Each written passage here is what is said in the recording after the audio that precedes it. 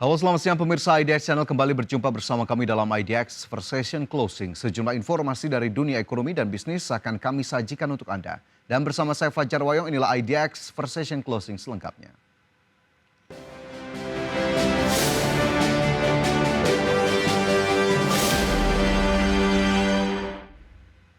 Kita awali dengan informasi pertama, pemerintah menyiapkan 5 program penyerapan tenaga kerja sebagai insentif stimulus ekonomi. Salah satunya melalui program Koperasi Desa Merah Putih yang ditargetkan dapat menyerap 1 juta tenaga kerja hingga Desember 2025. Pemerintah menyiapkan 5 program penyerapan tenaga kerja sebagai insentif stimulus ekonomi. Dari program tersebut, pemerintah menyiapkan jutaan lapangan kerja lewat program strategis nasional, salah satunya melalui program Koperasi Desa Merah Putih. Menteri Koordinator Bidang Perekonomian Erlangga Hartarto menyebut, Koperasi Desa Merah Putih ditargetkan dapat menyerap 1 juta tenaga kerja hingga Desember 2025. Selain Koperasi Desa Merah Putih, program Kampung Nelayan Merah Putih juga menjadi prioritas dengan target pembangunan 100 desa nelayan pada tahun 2025. Melalui program ini, penyerapan tenaga kerja diharapkan terus meningkat seiring dengan peningkatan jumlah kampung nelayan. Presiden, yang pertama tentu Koperasi Desa Merah Putih, itu ada 80.000 karyawan baru, diperkirakan bisa menyerap 681.000 dan targetnya sampai 1 juta orang di bulan Desember. Kemudian Kampung Nelayan Merah Putih, tahun ini targetnya 100 desa, diharapkan bisa menyerap 8.645 tenaga kerja, jangka panjang 4.000 titik bisa menciptakan 200.000 lapangan kerja. Di sektor perkebunan, pemerintah akan mendorong program perkebunan rakyat melalui penanaman kembali 870.000 hektar lahan. Program ini diharapkan bisa membuka lapangan kerja lebih dari 1,6 juta dengan komoditas prioritas antara lain tebu, kakao, kelapa, kopi, mete, dan pala. Dari Jakarta, Tim Liputan, IDX Channel. Menteri Keuangan Purbaya Yudi Sadewa menyebut suntikan dana segar sebesar 200 triliun rupiah melalui perbankan Himbara bisa digunakan untuk mendukung program 80.000 koperasi desa Kelurahan Merah Putih. Nantinya pemerintah akan memberikan bunga lebih rendah sebesar 2% jika dana tersebut disalurkan untuk program koperasi desa Merah Putih. Bunga tersebut diakui lebih rendah dari ketentuan sebelumnya sebesar 4%. Purbaya memastikan dana segar tersebut sudah masuk ke Bank Himbara dan sudah siap untuk menyalurkan dana tersebut untuk pembiayaan koperasi Desa Merah Putih. Purbaya menekankan Bank Himbara hanya menyalurkan pinjaman dari dana segar tersebut kepada unit Kopdes Merah Putih yang telah siap beroperasi dan mengajukan pinjaman. Uang itu bisa dipakai untuk Koperasi Merah Putih kalau sudah siap, dan kami ada instruksi ke perbankan kalau mereka pakai untuk Koperasi Merah Putih, otomatis bunga yang kami charge ke mereka lebih rendah, jadi ke 2% dari sebelumnya sekitar 4% ya. Jadi otomatis seperti itu. Jadi nggak ada lagi cost tambahan bagi Himbara ya. Jadi harusnya sih akan berjalan mulus. Cuma nanti kita gebrak-gebrak biar lebih cepat aja. Pemerintah melalui Kementerian Keuangan telah mengucurkan dana segar sebesar 200 triliun rupiah dari saldo anggaran lebih ke sektor perbankan. Langkah ini dilakukan untuk mendukung program pemerintah sekaligus mendorong pertumbuhan ekonomi nasional. Meski demikian, Direktur Pengembangan Big Data Indef Eko Listianto menilai penempatan dana segar tersebut tidak cukup untuk mendorong pertumbuhan ekonomi. Pasalnya masalah utama yang dihadapi dunia usaha saat ini bukan hanya soal akses kredit di bank. Ia mendorong adanya reformasi fiskal di sektor real. Perbaikan bisa dilakukan dengan meningkatkan pengelolaan, akuntabilitas, dan keberlanjutan tanpa membebani pelaku usaha, terutama di tengah kondisi ekonomi yang lesu.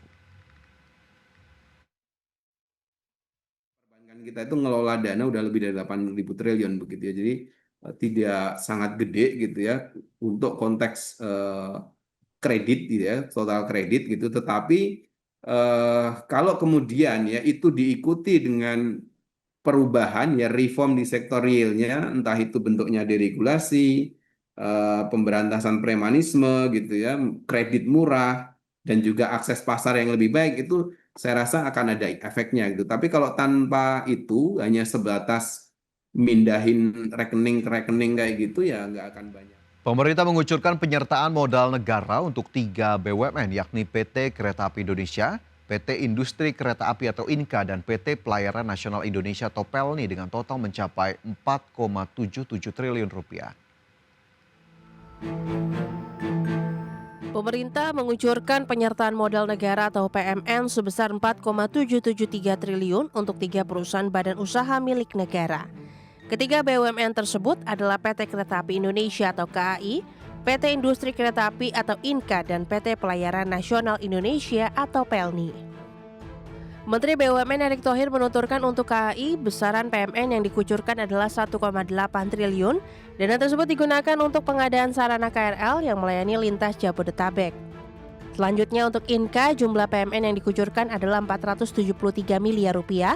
Dana tersebut akan digunakan untuk pembangunan fasilitas pabrik termasuk mendukung produksi transit KRL Jabodetabek. Terakhir, ada PELNI yang memperoleh PMN sebesar 2,5 triliun rupiah.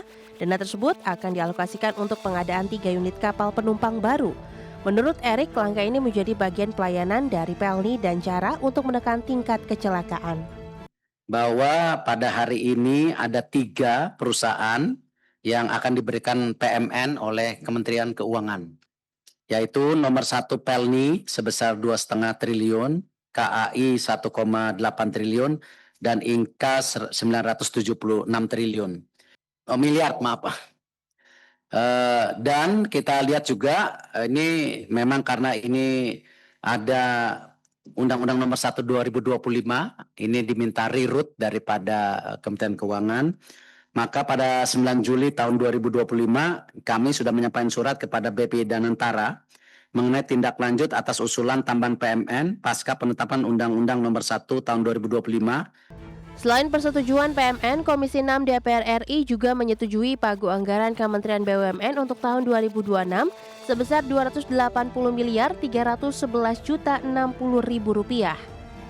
Anggaran tersebut akan digunakan untuk program dukungan manajemen sebesar 197 miliar 825 juta 736 ribu dan program pengembangan dan pengawasan BUMN sebesar 82 miliar 485 juta 324 ribu.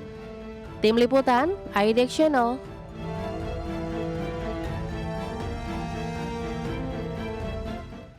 Dan pemirsa, pastikan Anda masih bersama kami, IDX First Session Closing segera kembali.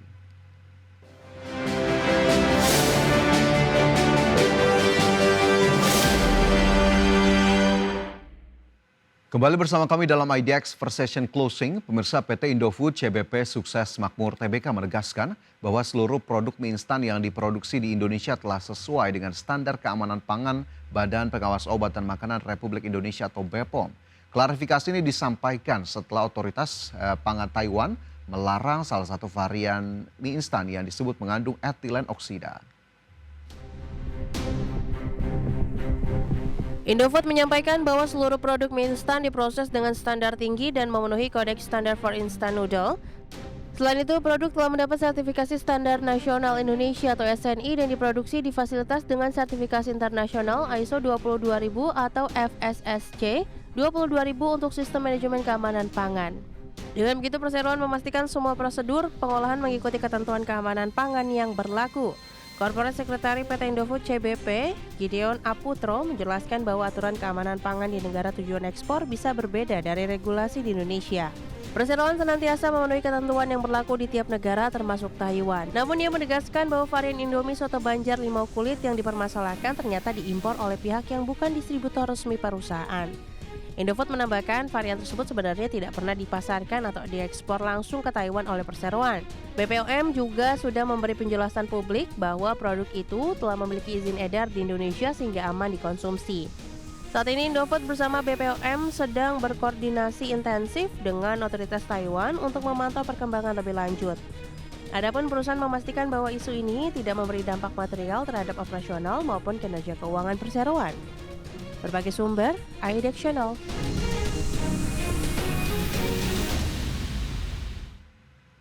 PT Industri Jamu dan Farmasi Sido Muncul Tbk terus memperkuat kinerja ekspor dengan menargetkan peningkatan pasar ke wilayah baru seperti Indo, China, dan Afrika. Perusahaan produsen jamu ini berhasil meraih pertumbuhan ekspor yang signifikan hingga semester pertama 2025.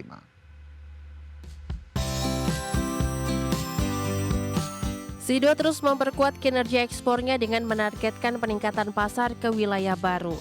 Kinerja ekspor Sido pada semester 1 2025 tumbuh sebesar 17% year on year, dengan kontribusi ekspor yang mencapai 10% dari total penjualan. Angka ini meningkat pesat dari posisi tahun sebelumnya yang baru mencapai 7%. Keberhasilan ini menjadi indikator bahwa strategi ekspansi luar negeri perusahaan mulai membuahkan hasil positif. Perseroan menyatakan perusahaan tengah fokus untuk memperluas distribusi produk ke pasar Indo-China dan negara-negara di Afrika sebagai upaya diversifikasi pasar dan peningkatan penjualan global. Strategi ini juga didukung dengan penyesuaian produk dan kemasan agar sesuai dengan selera dan regulasi di masing-masing negara tujuan. Selain ekspansi pasar, Sido juga terus mengoptimalkan proses produksi dan distribusi untuk menjaga kualitas produk yang menjadi keunggulan utama. Target perusahaan adalah memperbesar porsi ekspor sebagai bagian dari pertumbuhan bisnis yang berkelanjutan, sekaligus meningkatkan brand awareness produk jamu tradisional Indonesia di pasar internasional. Berbagi sumber, IDEX Channel. PT Steel Pipe Industry of Indonesia Tbk tengah mempercepat agenda ekspansi dengan fokus penyelesaian pabrik unit 7 yang berlokasi di Gresik, Jawa Timur. Proyek ini menjadi langkah strategis memperbesar kapasitas produksi pipa baja diameter besar untuk sektor minyak, gas, dan infrastruktur.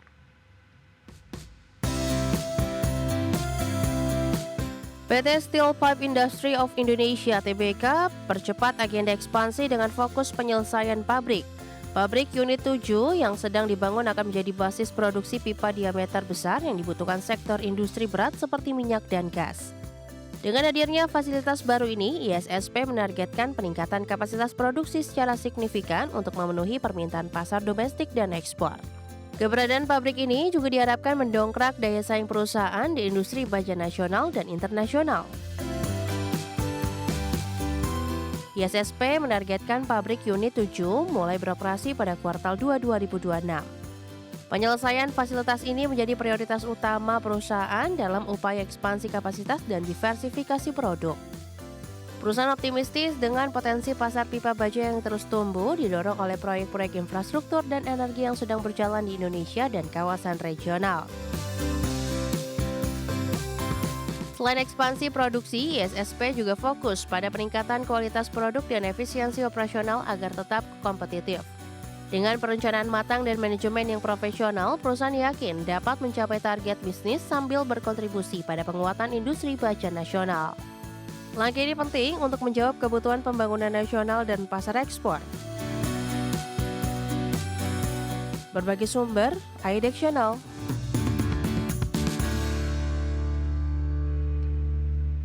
Ya, dari informasi emiten kita ke indeks harga saham gabungan, pemirsa, di mana terpantau IHSG berbalik ke zona pelemahan setelah dibuka di zona hijau pada perdagangan Selasa 16 September 2025. Pada penutupan perdagangan di sesi pertama, IHSG melemah 0,28% ke level 7.915 setelah pada perdagangan pagi IHSG dibuka menguat ke level 7.979. Indeks harga saham gabungan berbalik arah setelah penguatan pada perdagangan Senin di mana tercatat IHSG naik 1,06%. Pada perdagangan di paruh pertama Selasa, IHSG mencatatkan nilai transaksi mencapai 9,33 triliun rupiah. 331 saham menguat, 344 saham lemah, dan 281 saham lainnya bergerak stagnan. Saham-saham big caps cukup mendominasi dari pelemahan indeks harga saham gabungan di mana terpantau berdasarkan data IDX Mobile, saham-saham perbankan terutama Himbara ini berbalik arah setelah mencatatkan penguatan pada perdagangan sebelumnya. Ya, dari posisi indeks harga saham gabungan kita coba cermati saham-saham apa sajakah yang masuk dalam jajaran top gainers, top losers, dan bagaimana juga dengan pergerakan sektoral. Dari posisi top gainers pada perdagangan di sesi pertama ada saham BRMS naik 3,6% ke level 575, saham Real naik 13,48% ke Rp101, saham Indi naik 2,83% ke level 2180 dan saham HMSP melesat 19,82% ke Rp665. Sementara dari sisi top loser, saham-saham perbankan dan juga big caps mendominasi. Ada BBCA yang turun 1,56% ke level Rp7.900. BBRI juga turun 1,45% ke Rp4.080. Goto terkoreksi 3,51% ke Rp55 dan BRPT turun 2,09% ke Rp2.270 per saham. Sementara dari sisi sektoral ada konsumsi primer yang masih bertahan di zona penguatan naik 1,62%, begitu pula sektor industri yang juga menguat 1,5%, sementara keuangan memimpin pelemahan terkoreksi 0,83% dan barang baku juga terkoreksi 0,43%.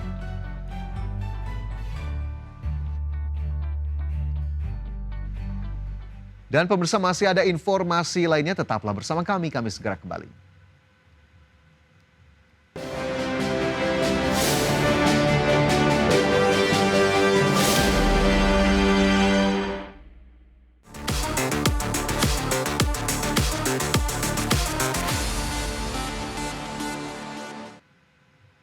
Pemirsa, Amazon melalui anak perusahaannya yakni Zoox resmi meluncurkan layanan robot taksi yang menawarkan tumpangan gratis kepada publik di Las Vegas. Langkah ini menjadi debut publik Zoox dalam industri kendaraan otonom yang sangat kompetitif, bersaing dengan pemain besar seperti Waymo dan Tesla.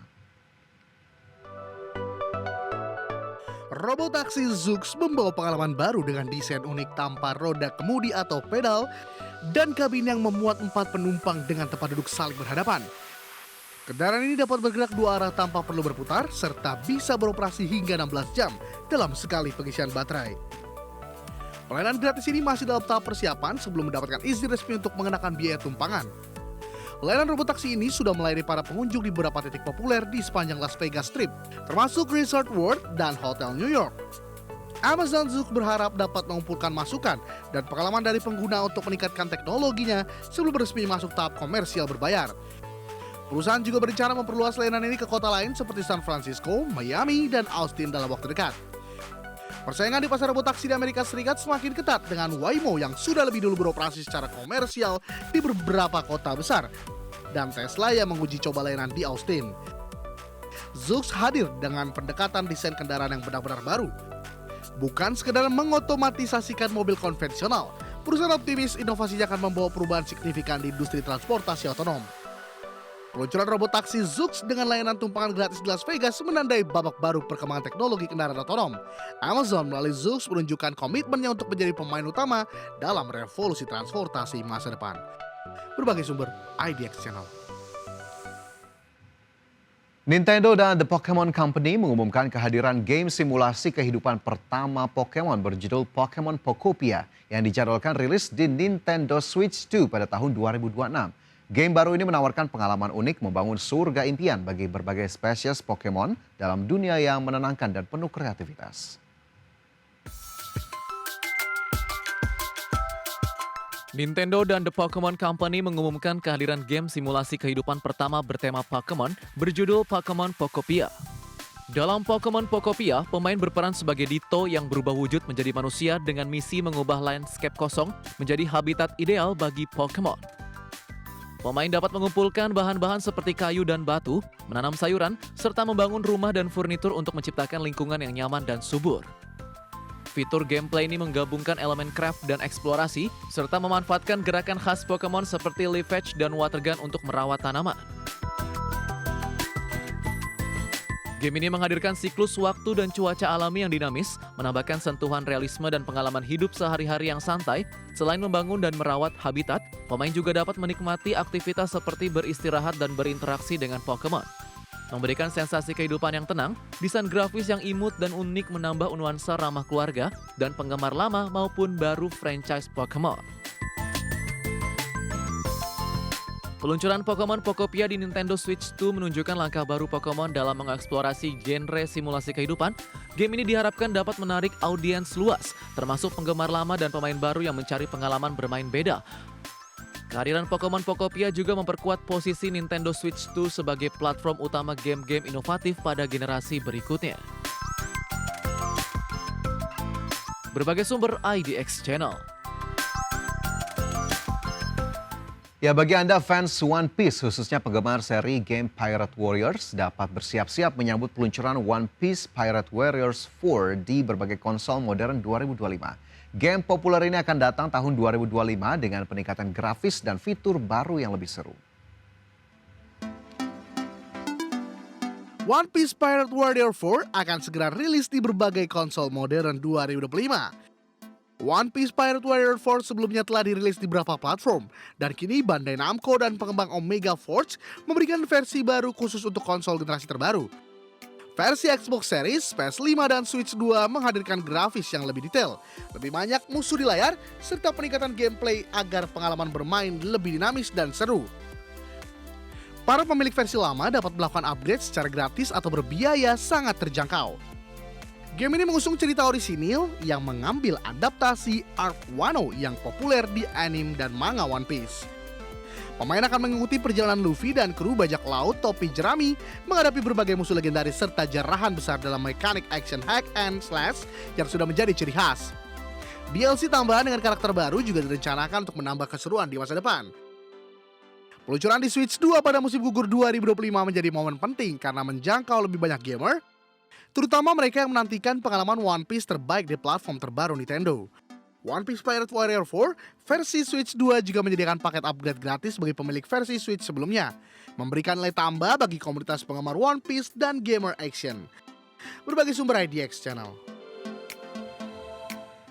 Setelah melewati fase early access selama lebih dari 1 tahun, game roguelike aksi Hades 2 siap dirilis penuh pada 26 September 2025. Peluncuran ini akan hadir bersamaan di Nintendo Switch, Switch 2, serta PC melalui Steam dan Epic Game Store, menandai babak baru petualangan intens di dunia bawah tanah mitologi Yunani.